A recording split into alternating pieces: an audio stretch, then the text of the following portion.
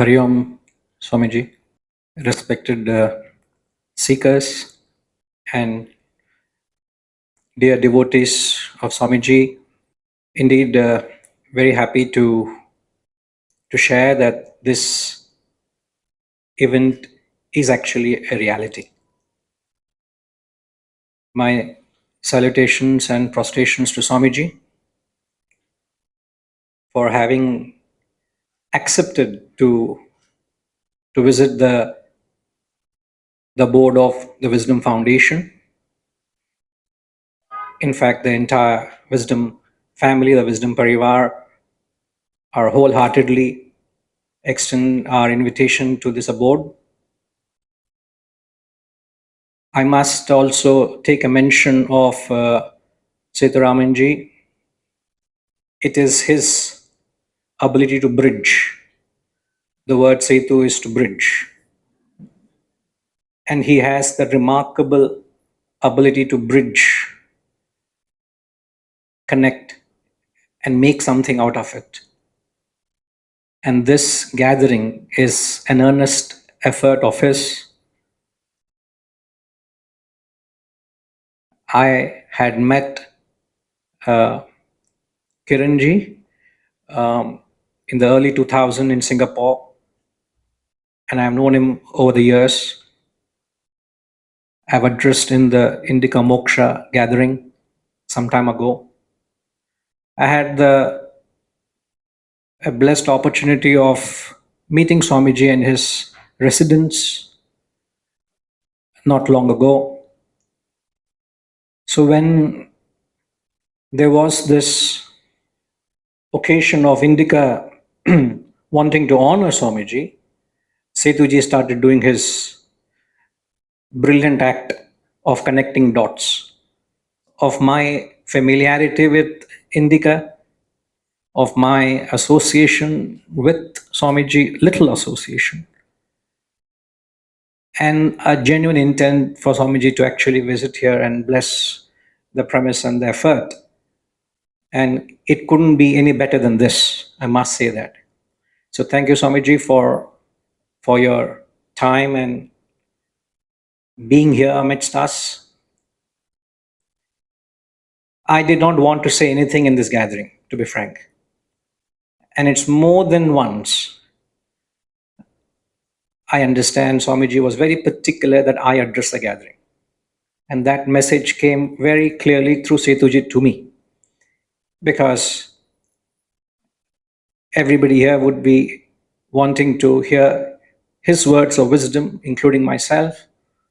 And I'm very fortunate and humble sharing the platform and stage with him. Since he was very keen, I shall share some thoughts which will only nothing but echo with all of you. I would not take long, but perhaps just give a bird's eye view as to what this wisdom is. So if you look at humanity at large, everybody is running behind two things in life. Everybody is trying to constantly keep acquiring, and having acquired, they want to enjoy what they've acquired. This is the madness of mankind. As Adi Shankaracharya in Bhaj Govindam, he says, these two primary purposes are for the primary reasons, which is dukkha nivritti and sukha prapti. You are acquiring only to avoid some sorrow you believe might occur in the future. And having acquired, one day you want to enjoy. That day never comes because everybody is busy acquiring. Nobody has time to acquire what they have. As is a very famous English saying, and I remember this in my early 90s when I joined the ashram. The ashram sandwiched between Pune and Mumbai, a small patch of land where the ashram was those days. And the entire surrounding areas were beautiful villas, huge villas. always deserted. Nobody used to be there. And we used to see our boys' hostel compound wall was right behind those bungalows. And once in a year, we used to see some activity. People from Mumbai come and they enjoy that scenic place sandwiched between the two mountain ranges, Malavali, Lonavala. If you have been there, you know how scenic that place is. And what struck me is these people are busy acquiring, but they don't come and enjoy. Who are the fellows enjoying? The servants. Fresh air, beautiful weather. They are paid for to enjoy. Nothing to do. How long will you, how many times will you mop the floor, sweep the floor, clean the cobwebs? How many times will you do in a year? That many times you can clean. There's nothing beyond that to clean. And that's when a famous English saying, I don't know how many of you have heard it, an English saying which says, fools build houses, wise live in them. That day I realized I don't want to be a fool. I don't want to be running behind money, trying to acquire because I'm making a fool of myself. Because the first step of spirituality is realizing that there is no contentment, there is no satisfaction in that pursuit. You all have far greater experience than me, and I don't have to tell that to you. But the moment you realize that there is no satisfaction, that very moment you turn inward. Spirituality is an introverted journey. And the moment you turn inward, there is a guru waiting for you.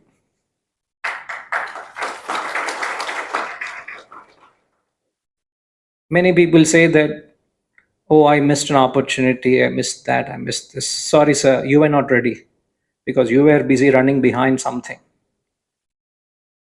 And spiritual path is an uncharted path. So you need a guru to guide you in that journey. And you cannot traverse that journey without a guru. And I can relate how pregnant your words were when you were glorifying Swamiji. I could relate to it from a sadhak, from a student. If I were to pour my gratitude, if I were to, so I can relate to that feeling which cannot be captured in words. And I could sense the language barrier which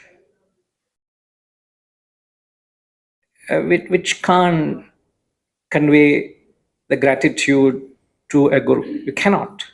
In fact, in all the relationship we have, the guru shishya relationship is the most profound of all.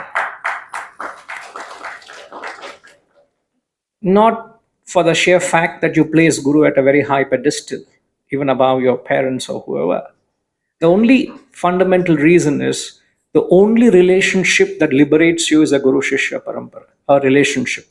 Every other relationship is binding you, is limiting you, is in fact the reason for your downfall.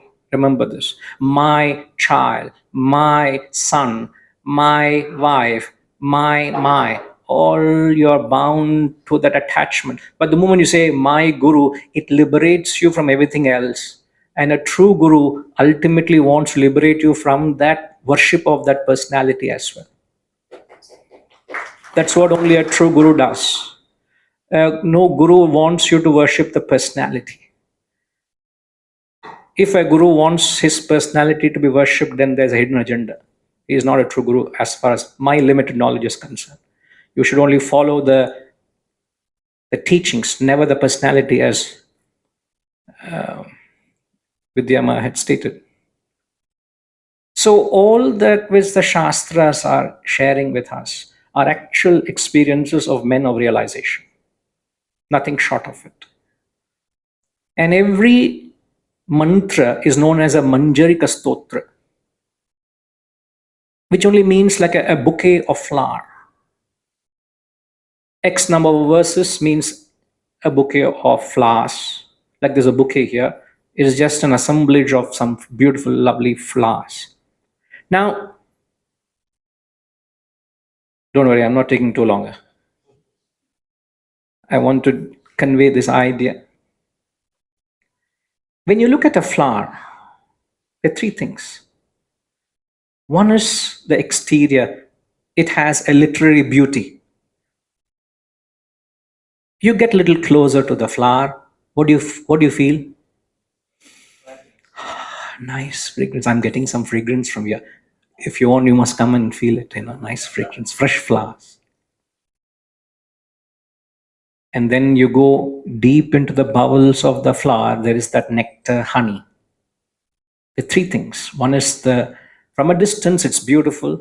Come closer, there's a fragrance. Deep in the flowers, in the bowels of the flower, there's the essence, which is the honey. And every shloka, every mantra is like a flower.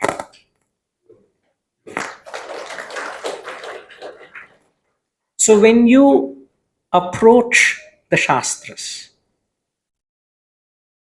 what do you see? From a distance, you see the beauty.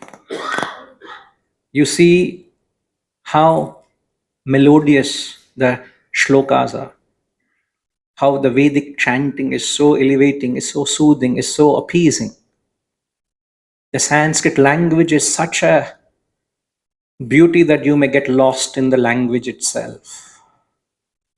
That's what the famous words, the chorus by Adi Shankaracharya, he says, Bhaja Govindam, Bhaja Govindam, Govindam Bhaja Mudhamate, Samprapte San Nihite Kale, Nahi Nahi Rakshati Dukran Karane. So vast majority of spiritual seekers are lost in the exterior, mere language or the mere melody of the Shastras. That is like admiring the beauty of a flower from a distance. Some go beyond the literary beauty and get into the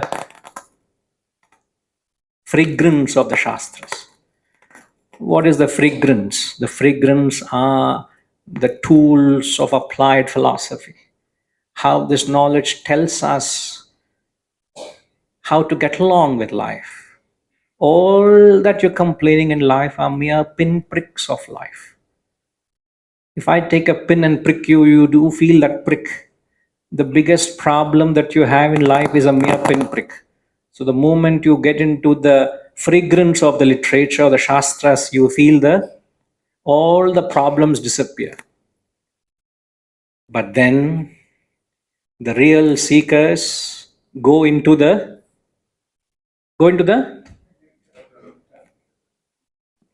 they only want the honey, the nectar. It doesn't matter where the flower is. It can be in the gutters or it can be in the presidential palace. What does the bee does? Can we have that verse?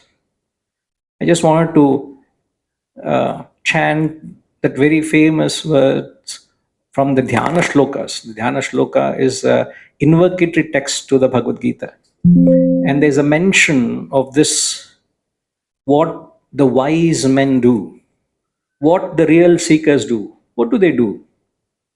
He compares a pure intellect, he compares a true seeker to a bee which goes into the flowers and draws the honey day in and day out. There you all go, some of you who may not know the verse, you can follow on the screen. Parashcharyavachas sarojamamalam Gītārthagandoṭkaṭhaṁ Nānākhyānakakesaram harikatha Sambodhana bodhitam. This is the section I wanted to say. Loke sajjana shatpadairaharaha Pepiyamanam mudha Bhuyad Bharata Pankajam Kalimala Pradhvamsina Shreyase. And to those seekers who want that honey, a true guru like Swami Tattvivedanta Garu will appear.